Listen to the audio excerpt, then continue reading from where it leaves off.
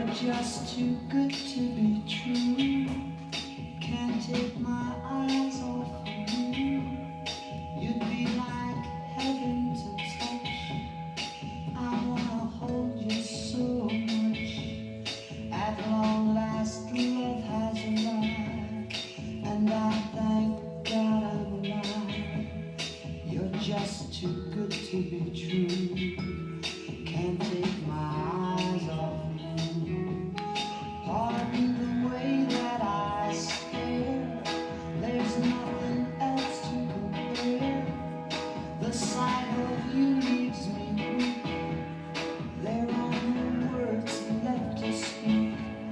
But if you feel like I feel, please let me know that it's real. You're just too good to be true. Can't take my eyes off you.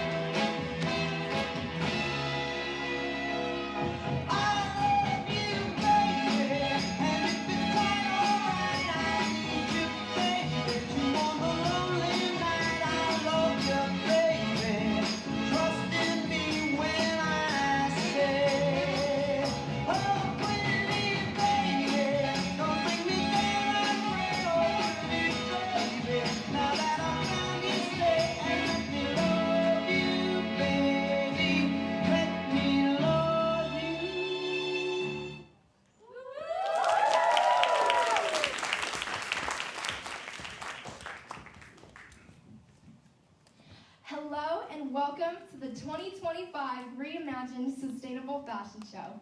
I'm Anna Gang. And I'm Lauren Stoney, and we are the co-presidents of Reimagined. Reimagined Upcycling is a group of high school students from Seychelles School advocating for fashion sustainability and reimagined lives. Upcycling is the process of transforming waste materials or unwanted products into new pieces perceived to be of greater quality, such as artistic value or environmental value. We hope that by upcycling donated clothing, we can inform others about the negative environmental impacts of fashion waste. We also hope that by supporting anti-fast fashion organizations, we're changing the lives of the workers currently exploited in toxic fast fashion factories. We host donation drives where others can donate old clothing to us instead of throwing them away. We then host upcycling workshops at schools for members to reimagine and give those clothes a new life. At the same time, we sell our clothing online and in person, donating all the proceeds to charity organizations working to stop fast fashion. At the end of the year, we host a sustainable fashion show featuring the pieces members upcycled throughout this year. This is the third annual fashion show where we're showcasing student upcycled pieces from used clothing. This event aims to battle the detrimental environmental impacts of fast fashion and raise awareness for workers. This fashion show is the culmination of countless hours of work over the entire school year, and we cannot give enough thanks. First and foremost, we would like to thank our Reimagined family, who are mostly all backstage. Whether you're a board member, a designer, or a model, you are all the ones who created the show from the ground up. So thank you. Next, we would like to thank Fashion Island and Remake Advocacy for supporting us and allowing us to pave the way for sustainable fashion in the community. Thank you to our families for supporting us, and to our faculty advisor, Mrs. Smith, and we sincerely appreciate your invaluable guidance and support as our faculty and advisor. Thank you to our partners, the Photography Club, and Give Back and Flair Magazine. Thank you to Miss Amy Bergner for letting us use the art room upstairs. Thank you to our facilities team here at Seychelles School. And a heartfelt thank you to our incredible theater tech team, Rob, Alden, Ryan, and Carter, for stepping up and for their outstanding efforts in bringing the fashion show to life. This Valentine's Day, Reimagined celebrates the hearts that beat behind fashion, both the wearers and the makers. In this show, Reimagined takes you all around the world. Through upcycled garments, we explore the culture within the fashion capitals of New York, Paris, London, Tokyo, and LA. From the art history-inspired Ogata Korin pieces featured in Tokyo to the Thai plaid patchworks seen in London pieces, upcycling the Reimagined 2025 collection required a true understanding of the spirit and the people from each place. This immersive experience demonstrates the core of our fashion show this year. We wanted to showcase the humanity within an industry that is increasingly washed out by microtrends, excessive waste, and exploitive production. Not only does fast fashion lead to a loss of cultural and individual identity, it erases the soul that makes our clothing. Upcycling and redesigning more than 650 gallons of discarded clothing, Reimagined puts the heart back into fashion. So, to you, from us, we present what connects us forever. Threads of love. Thank you!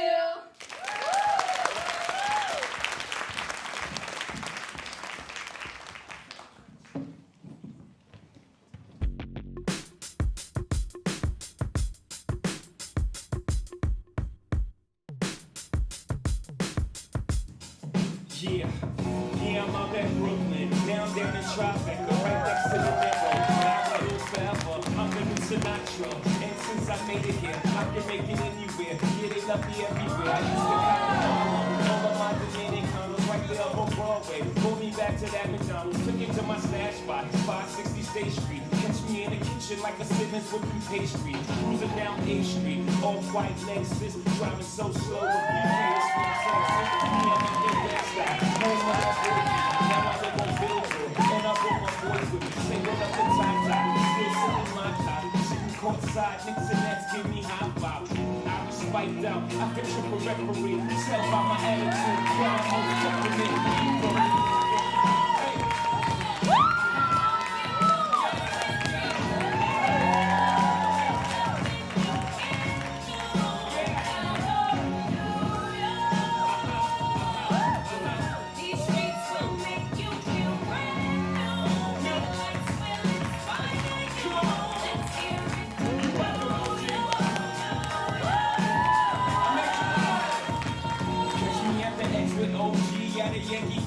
That made the Yankee hat more famous than the Yankee King. You should know I bleed blue, but I ain't a crypto.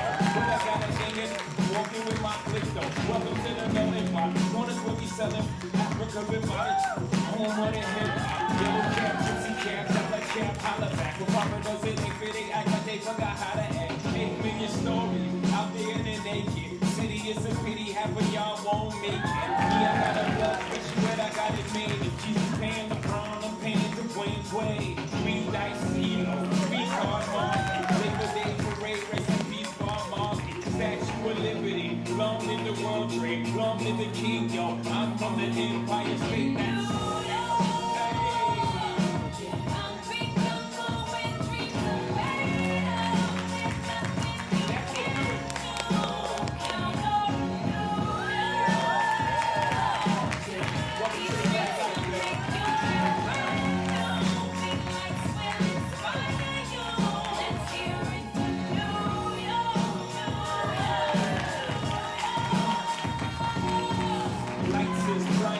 Girls need blinders, so they can step out of bounds quick. The sidelines is lined with casualties who sip the light casually. They gradually become worse.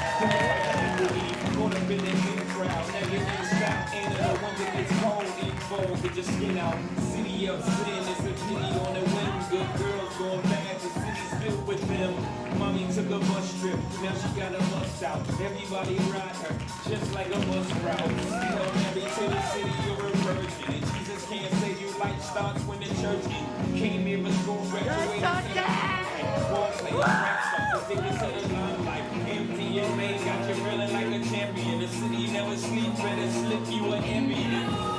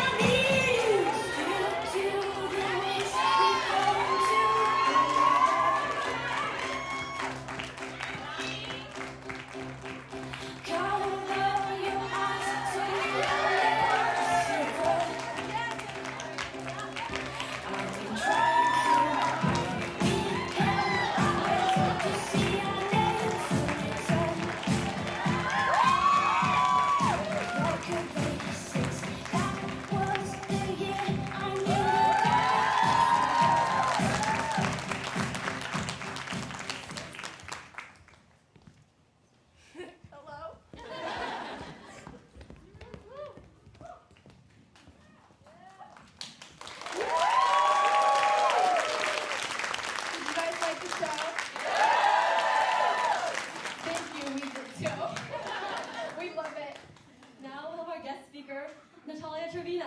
Woo! Enjoy the talk. Thank you so much. Wow, what a great show. I came here last year too, so this is my second one, and I do think they get better every year. I'm Natalia. I'm really excited to chat with you guys today. You can go to the next slide. I'm going to give you a little background on me, and then you'll realize why they probably chose me. But I was born in Spain. I lived in Mexico and grew up in Indiana majority of my life. Now I live in LA, so you could say I've kind of been a little bit everywhere. I grew up loving like sewing, creativity, fashion. As you can tell, I was a little fashion icon back in the day. I started sewing when I was probably like 8 or 9. My grandma taught me, and that was the first outfit I ever made. I thought it was the greatest thing ever, and looking back, I don't think I'd ever wear that ever again, but she was cute. In high school, my high school offered sewing classes as an elective, so I took that all 4 years, and similarly to this, we actually also had fashion shows every year, so this is so nostalgic for me to like sit here and be like, wow, like that was me too many years ago. And that was me my senior year of high school, like my graduation dress and the prom dresses I made for my friends. And that year, I obviously, decided to go to college. I decided to study fashion design. I went to FIT, and I actually ended up doing an international fashion design degree program, which just means that I did a year in Italy and a year in New York. And I graduated in 2020, which was a tragic year to graduate, but we made the most of it. I ended up being back home in Indiana with my parents during the time, so I couldn't get a job in the industry normally. So I just started a business and did that ever since, and luckily I'm still doing that. So you can go to the next slide. A little bit about me and my brand. I'm a sustainable fashion designer, so I make everything myself. It started off that way just because, again, I started during the pandemic, so it's not like I could have outsourced it if I wanted to. But I ended up just really falling in love with the process of making things kind of just slowly and more intentionally for people. Like, I love the idea of a customer, places an order. I know exactly who I'm making this piece for. I know exactly where it's going, and it's just a lot more fulfilling than having stock and then getting an order. Okay, let me just ship this out. So I kind of go into that world, and that's what I'm still doing to this day. And obviously I document it all on social media as well, through YouTube, TikTok, Instagram, all the things, to be as transparent as possible as I can with my brand. You can go to the next slide. But I was not always a sustainable fashion girly. I, if anything, was the biggest fast fashion advocate back in the day. For context, I went to high school between the years of 2014 to 2018, which I feel were peak years of social media, right? The rise of influencers and big hauls and fast fashion hauls and Black Friday hauls and all that stuff, and I was so into that at the time. I actually didn't learn about sustainability in fashion until I went to college. So you guys are light years ahead of where I was back in the day. I actually learned it through not even my professors really, it was mostly my classmates. I grew up in the Midwest, so it's not like we really talked about that type of stuff back there. But a lot of my classmates were East Coast and West Coast kids, and a lot of them were just more exposed to those topics. So they taught me a lot, and whenever I thought about going into fashion as a field, I was always really hesitant because I've always wanted to do something greater with my life. I've always wanted to have purpose and value in whatever I do, and fashion just felt very vain when you think about it. It's just okay, clothes, how are you gonna save the world with clothes? But for whatever reason, I was so I need to do this. And when I was introduced to the world of sustainable fashion is when I was oh, that's what I need to do. This is the path that I'm gonna go down. So that's what I decided to do. You can go to the next slide. So during my time in Italy, I got to go to Milan Fashion Week and Paris Fashion Week with my school. We didn't get to go to shows or whatever because they're not gonna invite college kids to go to shows. I did manage to get into one of them, but mostly we got to see behind the scenes stuff. So we got to go to a lot of couture houses and all the big ateliers. Some of them were literally hand beating things for Dolce & Gabbana that were going to be on the runway the next week. Stuff like that is what we got to see. And I think that just really reminded me that fashion is an art and it's a luxury and it should be treated as such. And I think we've just as a society treated it as disposable and something really just easy. If your t-shirt rips, just get another one on Amazon and it'll come the next day. it just has become so unvalued in society. So I think that really helped me revalue clothes, and I haven't shopped fast fashion since, which was spring of 2019. You can go to the next slide. I've also had the privilege since then of attending London Fashion Week, New York Fashion Week, and Paris Fashion Week again. And I think it's just given me a lot of perspective on just how different cultures affect the fashion. I find that New York, being that is like the bigger one in the US, you can really tell that we just are a very consumerist culture. Like I feel like in New York you can tell that there's a lot of trends, a lot of micro trends, and kind of a lot of maximalism going on, and I think that that's really tied to how much we consume kind of as Americans versus when I go to like a Paris Fashion Week or Milan Fashion Week, I find that they're a lot more like sophisticated, a little more timeless. They're still trendy, like at the end of the day, like fashion is trendy, but I think that they're a little bit more mindful of the way they do things versus how we are in New York. And I will say London's like a weird one because I feel like it's a nice mix of like New York and like the rest of Europe. But London this specific season, because right now is fashion season, they're the first ones to implement sustainability requirements for their brands, which is a huge step, and they're the first of the big 4 fashion weeks to do that. So hopefully everybody takes note after that. But you can go to the next one. Obviously I grew up quite multiculturally and kind of just traveling a lot. My dad's side's from Mexico, my mom's side's from Spain, so I grew up going to both sides quite a lot. And I would always notice that whenever my family would either come visit us or we would go visit them, it was always like, can we go shopping if they were here? Or if we went there, it's like, can you bring us American clothes? Like, for whatever reason, in all of their brains, it was like, America equals, let's go shopping. And I just like, I've never really sought to think about that, but then I thought about it, I was like, you know what, like, yeah, like, I feel like as a society, we've really just like, branded ourselves as like, let's consume as much as we can, like we have everything you'll ever need and you'll get it the next day if you want it to. It can literally be shipped to your door tonight if you pay extra, you know, like we really do have that kind of branding as a society. And then I thought about it in terms of like my education. I did a year in Italy, a year in New York, so I had, you know, Italian professors for a year and American professors for the other year. And I found that my Italian professors really valued fashion as an art a lot more and kind of focused on like the craftsmanship of it, versus my professors in New York obviously still care about the like craftsmanship and the art behind it, but they were a lot more centered on like, how do we make this profitable? Like, how can we maximize this? Which is a good thing. Like, business is important and like you do need to obviously make a living off of it, but it's just really interesting to see how the different cultures affect the way they taught it, right? You can go to the next. And so I think culture affects fashion, but I think nowadays fashion's affecting culture. I think it's kind of turned around. If you think about fast fashion and what it really is, it's just like on-demand stuff, right? Like it's like things that are going to be made like next day. It's like really cheap. It's quick. It's kind of like the same like dopamine hit of like social media, of like instant gratification, right? Like I think our society is so filled with like we need things right now and quick and like as convenient as possible. And I think that really shows like in fashion and in culture, right? Like I think that now, like for me to try to get sales for my slow fashion brand, like something that's going to take 4 to 6 weeks to make, like I do get them, there are people that care. But I think overall, like somebody's probably more likely to want to like buy something off of Amazon that they can get the next day than like wait for something to be like custom made for them, right? Like we just have no patience as a society anymore. And I do think that's partially social media, but I do think fast fashion has a lot to do with that as well. And I think a lot of it too, fast fashion has really destroyed a lot of like cultures.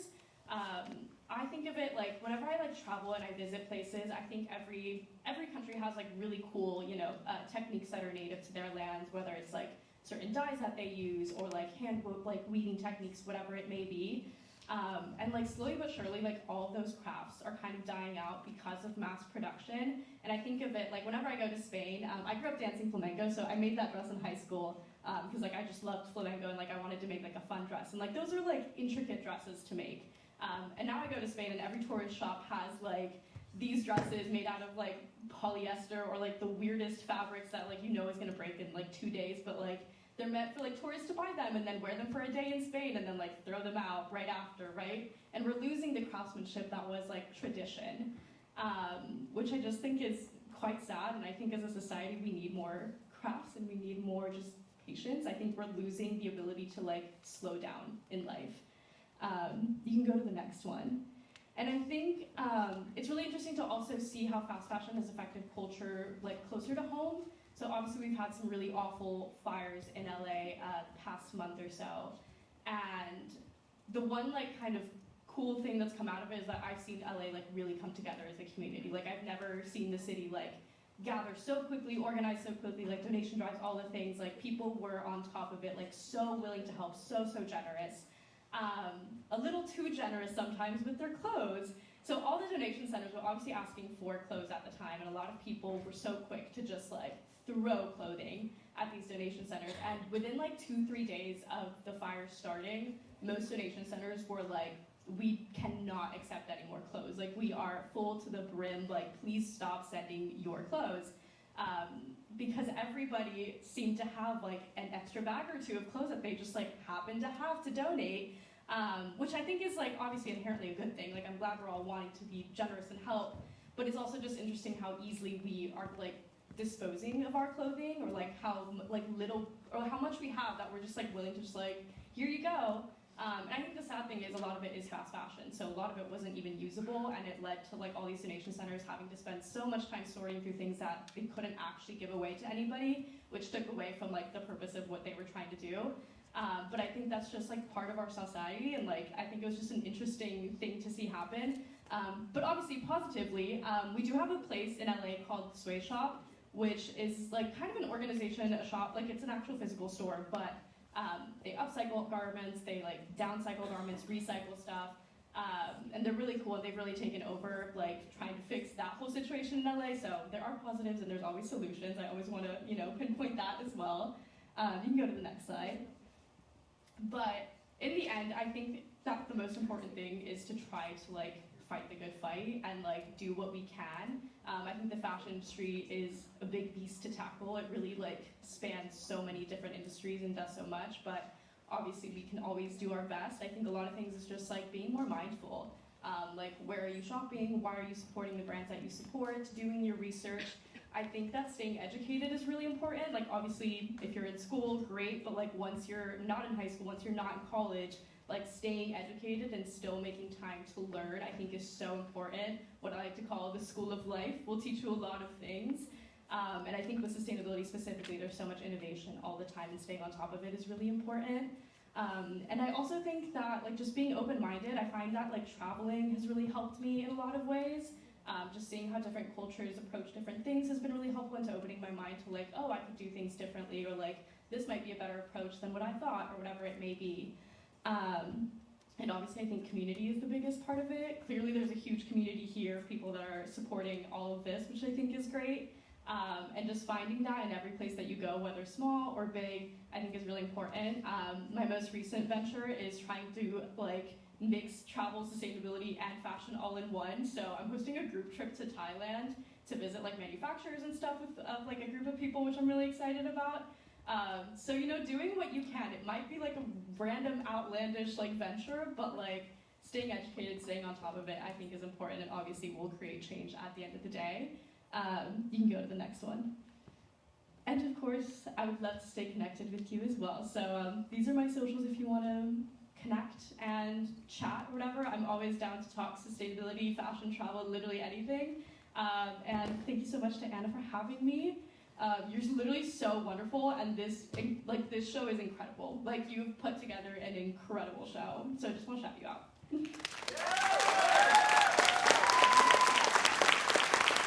Thank you so much, Natalia. Your passion and sustainable fashion is so inspiring to all of our community. And so thank you again for taking time out of your day to come here.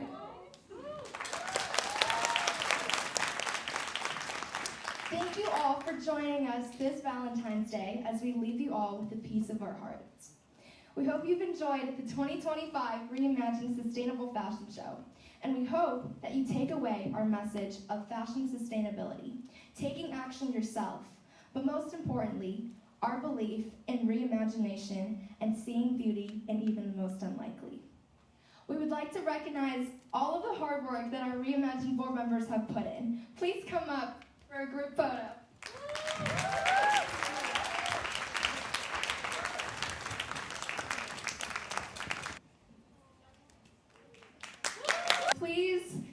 them another round of applause. Stage, and I really wanted to honor all the time and work she's really put into making this show and this club into what it is today.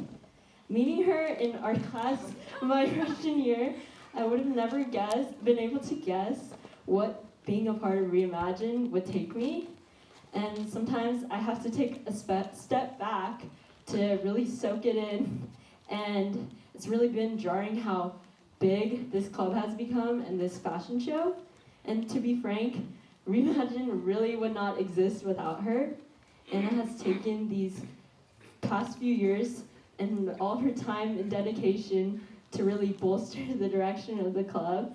And she has turned it into something that really extends beyond our small bubble and seeps into the outside world. You know, Reimagine has not only become her passion project or her child, but it has really become like something all the other members have really truly put in a part of themselves in. And Anna truly knows what she wants and has a driven mindset to really propel her passionate ideas. Aside from this, Anna is truly inspiring and an individual that I will never forget meeting and working with. I've been really fortunate to accompany her and help her with making something from her imagination into the reality that we are currently in. In all honesty, I cannot wait to see what you get up to in college and what you do beyond. Thank you, Anna.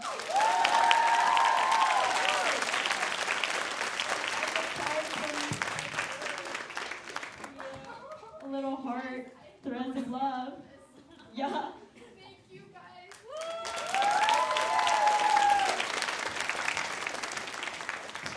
I love you all. Okay, thank you guys so much.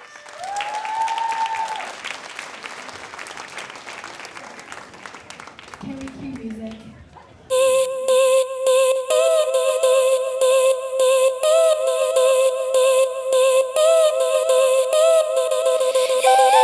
Strip to the waist, we fall into the river. Cover your eyes so you don't know the secret. I've been trying to hide. We held our breath to see our names written on the record.